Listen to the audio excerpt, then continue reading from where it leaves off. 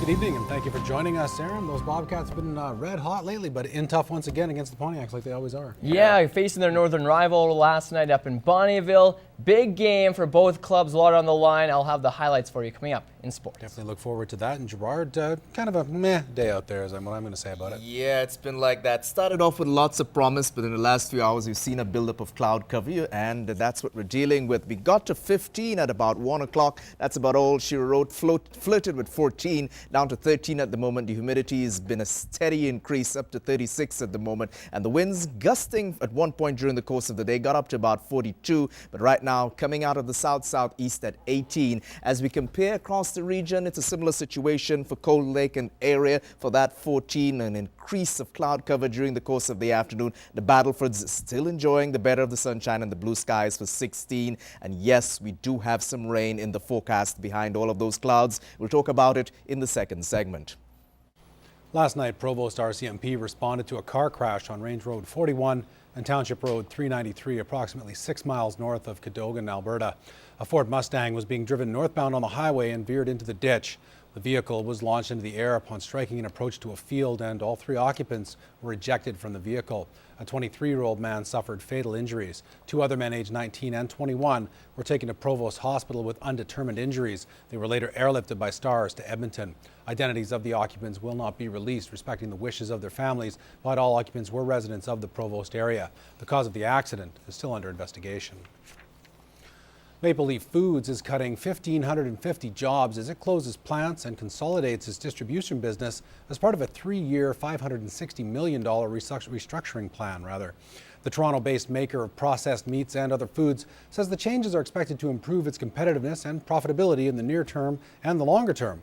Maple Leaf will close processing plants in Kitchener, Hamilton, and Toronto, in North Battleford, Saskatchewan, Moncton, and a small facility in Winnipeg, this all by the end of 2014. The company says the plan will create 1,150 new jobs, but the associated plant closures will more than offset that, resulting in a net loss of 1,550 positions from among its 21,000 employees. Maple Leaf says it will build a new prepared meats facility in Hamilton and will also invest in plants in Winnipeg, Saskatoon, and Brampton, Ontario. The company will also use an existing facility in Saskatoon as its Western Canadian hub. For the second year running, Lloydminster is the second best city in the country to do business in. Emmett Murphy explains the reasons why the border city is among Canada's elite. The Canadian Federation of Independent Business looked at 100 cities in Canada with a population over 25,000. For the second year in a row, Grande Prairie took top spot, followed by the border city.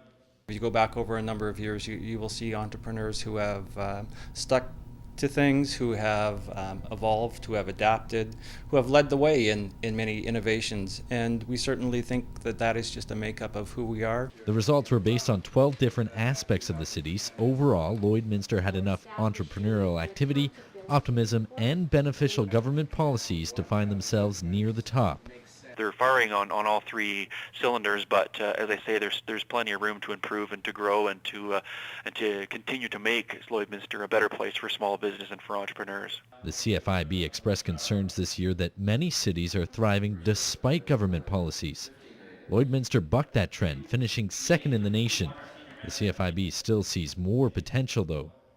Not hitting it out of the park. They're not receiving A's, and there's always room for improvement. But having said that, it's compared to many places in the country, the policy environment in Lloydminster is better than most. Kevin Lundell agrees there may be some room for improvement, but doesn't believe Lloydminster will be dropping in the list anytime soon. It's a spirit, it's an attitude. Entrepreneurship is certainly a characteristic that we see very evident within our community. And, businesses are typically successful here in our city. Emmett Murphy, Newcat News. Women's Connections held a country fair and tea party today at the Service Sports Centre. They meet 3 times a year to hear inspirational messages and enjoy some local entertainment and fellowship with friends. Peter Quinlan reports. Women both young and old gathered today to be encouraged. Women's Connection gives an opportunity for women of all ages to meet, connect, and journey together through the ups and downs of life. It's a wonderful choice we have to live lives that one step at a time, one story at a time, we can build something that really helps other women and helps ourselves. Today's event had a country fair and tea party theme. Everyone brought items for a silent auction that was used to raise money to buy Christmas presents for international missionaries. In addition, the women get to enjoy some local music and hear an encouraging message. We have music, and we get someone from the Lloydminster area as well for that. And then we have a speaker, and it's an inspirational message that she has that tells of what God has done in her life. And lots of times the ladies in the crowd are able to identify with something that they have said. Today's inspirational speaker was certainly more than qualified for her role.